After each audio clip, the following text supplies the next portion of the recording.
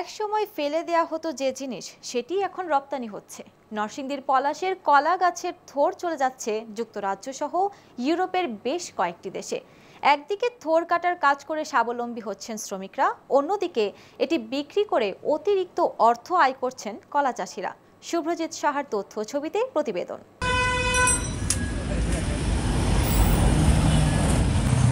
কলা গাছ থেকে কলার ছড়ি কেটে নেয়ার পর গাছটির আর তেমন কোনো মূল্য থাকে না।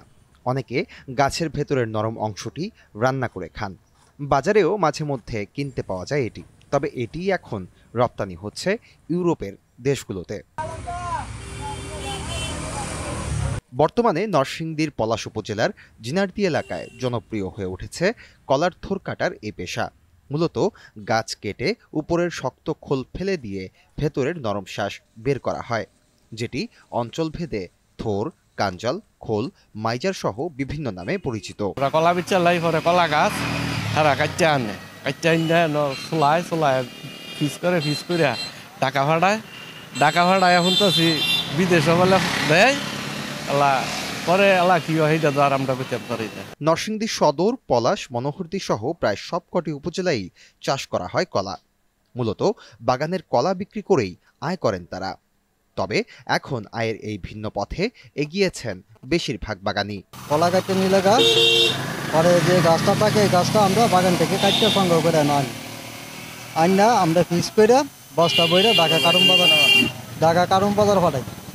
কারণ বাজার ফাটাই সেখানে আমরা বিক্রি করি। পিস আমরা হলো 10 ইঞ্চি বিক্রি করি আমরা পিস হিসাবে।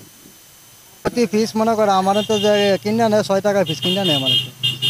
ঢাকা এটা কত ঢাকা আমরা 10 টাকা 12 টাকা মিলে বিক্রি করে আর।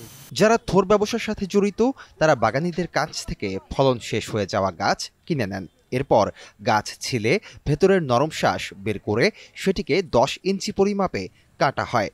এরপর বস্তা ভর্তি করে পৌঁছে দেয়া হয় ঢাকার শ্যামবাজার ও কারওয়ান বাজার এলাকায়। কলা গাছ কলা হয়তো আমরা তো এগুলি কাইটে ফালাইতাম ক্ষেতের মাঝে আর বদলি দিয়ে ফালাইতাম দূরে।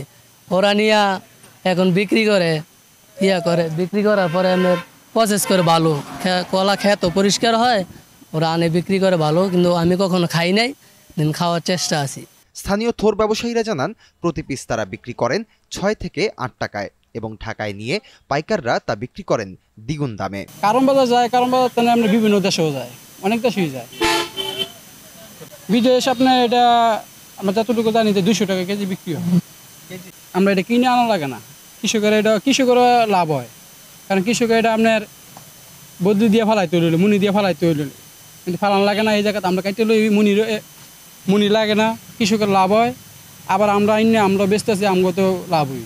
স্থানীয়রা জানায় আব্দুল কাদির, শাহ আলম মিয়া সহ বেশ কয়েকটি পরিবার বংশ পরম্পরায় প্রায় 30 থেকে 40 বছর ধরে জড়িত আছেন এই ব্যবসার সঙ্গে। কলার ভ্যারেলের এই ব্যবসা পরিচালনা যেমন তাদের আয়ের উৎস হচ্ছে, তেমনি বিদেশে বসবাসরত প্রবাসী বাংলাদেশিদের কাছেও পৌঁছে যাচ্ছে দেশীয় খাবার।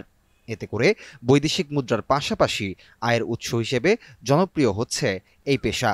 এখানে এটা প্রসেসিং করে কেটে আপনার ঢাকা কারণ বাজারের দিকে পাঠায়। কারণ বাজার বিভিন্ন পাইকার আছে, তারা এটা আপনার বাইরে বিভিন্ন রাষ্ট্রেও এক্সপোর্ট হচ্ছে। প্রচুর পরিমাণে আয়রনযুক্ত এই থোর বা খোলে অনেক ধরনের ঔষধি গুণাগুণ রয়েছে, যে কারণে যুক্তরাজ্য সহ ইউরোপের বিভিন্ন দেশে এর চাহিদা ব্যাপক। চলতি মৌসুমে জেলায় কলার চাষ হয়েছে 2165 হেক্টর জমিতে। এতে থোরের ব্যবসাও হয়েছে ভালো। তবে এটি আরো বাড়ানো যায় কিভাবে সেটি ভাবছে জেলা কৃষি সম্প্রসারণ অধিদপ্তর। কলার আরো কিছু পার্টস আছে, আপনারা জানেন যে কলার থোর এবং তার দণ্ডটি এটিও কিন্তু আমরা সবজি হিসাবে খেয়ে থাকি। এটি একটি আয়রন সমৃদ্ধ খাবার এবং ইদানিং আমাদের কিছু লোকজন অপ্রচলিত ব্যবসা হিসাবে এই কলার থোর এবং এর দণ্ডটিকে প্রসেস করে তারা কারণ বাজারে বিক্রি করছে এবং এতে বেশ লাভবান হচ্ছে। এই জিনিসটি যখন আমাদের নলেজে এসেছে, আমরা এখন চিন্তা করছি যে তাদের এই ব্যবসাটি আরো কিভাবে প্রসার করা যায়, এই ব্যবসায় বিদেশে এই কলার এই অপ্রচলিত অংশটি কিভাবে রপ্তানি করা যায়, আমাদের কোয়ারেন্টাইন সহ আমরা তাদেরকে বিভিন্নভাবে সহযোগিতা করব। ফেলে দেওয়া জিনিস এখন পরিণত হয়েছে রত্নে।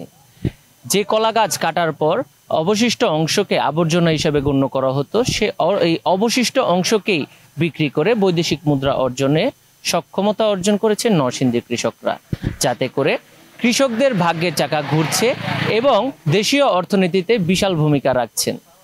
নরসিংদীর পলাশ থেকে শুভ্রজিৎ সাহা,